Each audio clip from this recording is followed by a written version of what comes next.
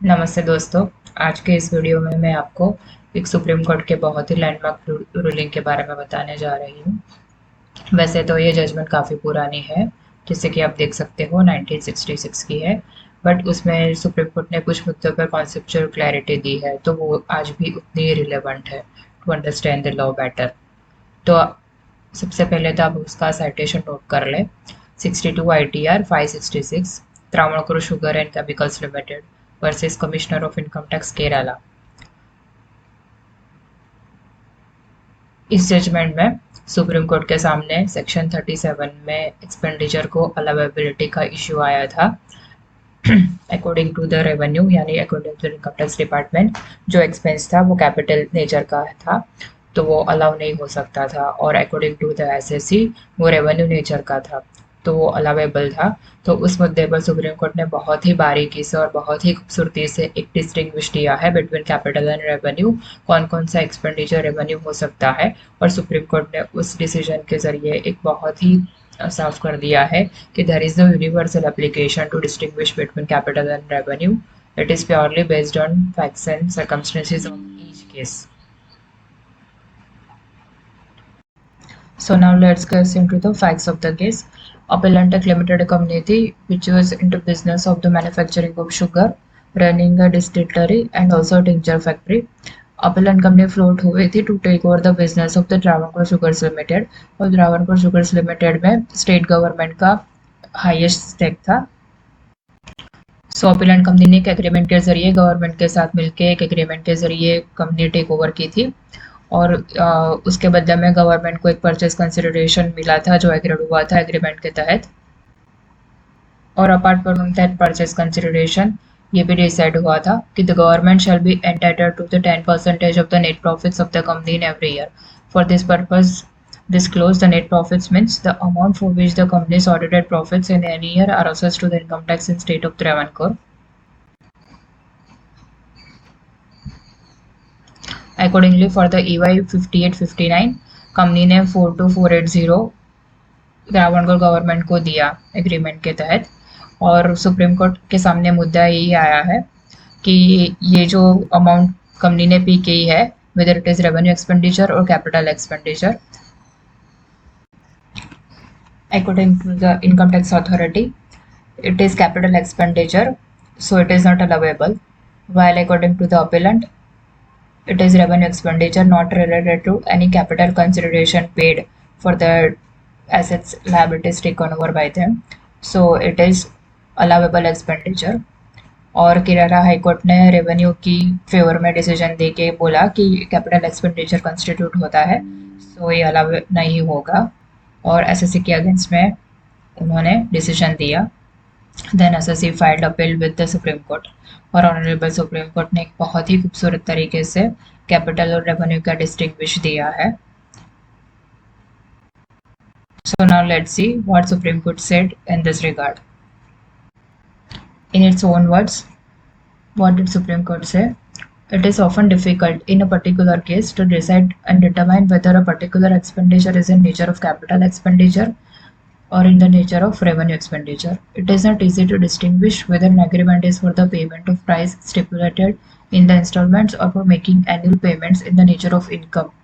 The court has to look not only to the documents but also to the surrounding circumstances so as to arrive at a decision as to what was the real nature of the transaction from the commercial point of view. अब ये line बड़ी important है। No single test of the universal application can be discovered for a solution of the question. The same which the parties may give to the transaction, which is the source of receipt, and the characterization of the receipt by them are of the little consequences.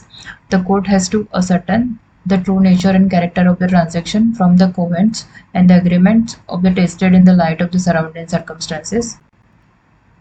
So Supreme Court ने साफ कर दिया कि कोई universal yardstick नहीं है to decide whether any particular expenditure of capital and revenue. कोई भी ट्रांजैक्शन को उस लाइट में टेस्ट करने के लिए surrounding circumstances along with the evidence उसको टेस्ट करना चाहिए। सो इस केस में कंपनी को गवर्नमेंट को 10% पे करना था of the net profits which is apart from the purchase consideration paid for the assets taken over. तो उस बारे में सुप्रीम कोर्ट ने बोला, with regard to the second part of the consideration, there are three important points to be noticed. In the first place, the payment of the commission of 20% on the net profits by the appellant in favor of the government is for an indefinite period and has no limitation of the time attached to it. In the second place, the payment of the commission is related to the annual profits which flow from the trading activities of the appellant company, and the payment has no relation to the capital value of the asset. And in the third place, the annual payment at 20% commission every year is not related to or tie up with any way of the fixed sum agreed between the parties as part of the purchase price of the three undertakings. There is no reference to any capital sum in this part of the agreement. On the contrary, the very nature of the payments excludes the idea that any connection with the capital sum was intended by the parties. So जो company ने government को जो net profits का fix percentage पे करना था, उसमें वो उसका कोई पीरियड डिफाइन नहीं था कि उसका कोई इंस्टॉलमेंट नहीं था. फिर दूसरा क्या था कि वो ट्रेडिंग एक्टिविटी के रिलेटेड था, जो नेट प्रॉफिट्स का पे करना था, that is related to the trading activity of the business and it has no concern with the capital asset sold. और तीसरा क्या था, that is not related to the any capital sum paid to the company, it is purely exclusive of that capital consideration paid. Supreme Court का stand ऐसा था कि अगर कोई सम को पीरियोडिक पेमेंट्स में पे करना है तो वो कैपिटल ही रहेगा, बट उसका कोई फिक्स पीरियड होगा which is related to the assets taken over.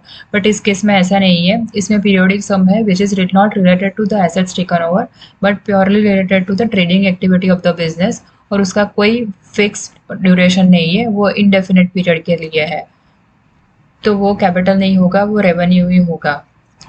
तो सुप्रीम कोर्ट ने ऐसा बोला at the end कि in view of these facts we are of the opinion that the payment of the annual sum of 42480 in the present case is not nature of the capital expenditure but is in nature of revenue expenditure, and the judgment of the High Court of the Kerala on this point must be overruled. हालांकि supreme Court ने ये matter को remand back किया क्योंकि supreme Court ने बोला it is not however possible for us to finally determine this appeal because the High Court has not dealt with the other questions rising in this reference. Even if the payment of the commission to the government by the SSC is not capital but the revenue payment, certain other question arise from the consideration in this case. In the first place, it has to be determined whether the appellant is right in his argument that the payment of the commission is tantamount to the diversion of profit by paramount title. अगर आपको पता है कि diversion of income हो over riding title पे, तो वो real income नहीं कहलाती एसएससी की, और वो जो इनकम होती है वो उसकी टोटल इनकम में इंक्लूड नहीं होती. तो यहाँ पे एसएससी ने वही मुद्दा उठाया था कि जो गवर्नमेंट को फिक्स कमीशन देना है 10% which is diversion of income, वो इनकम उसकी अक्रू हो उससे पहले ही वो गवर्नमेंट को डाइवर्ट हो जाती है, तो वो अपीलेंट की टोटल इनकम में नहीं गिनी जाएगी. बट ये मुद्दा केरला हाई कोर्ट ने नहीं डिसाइड किया था मेरिट पे, तो सुप्रीम कोर्ट ने इस मुद्दे को डिसाइड करने के लिए इस केस को केरला हाई कोर्ट को वापस रिमांड बैक किया. सो नेक्स्ट वीडियो में हम देखेंगे कि केरला हाई कोर्ट ने इस मामले में अल्टीमेटली क्या डिसाइड किया, और फिर वो मुद्दा वापस सुप्रीम कोर्ट के पास सेकंड राउंड ऑफ लिटिगेशन में आया और सुप्रीम कोर्ट ने उस मुद्दे में अल्टीमेटली क्या आउटकम दिया. Thanks for the watching. Thank you. Have a nice day.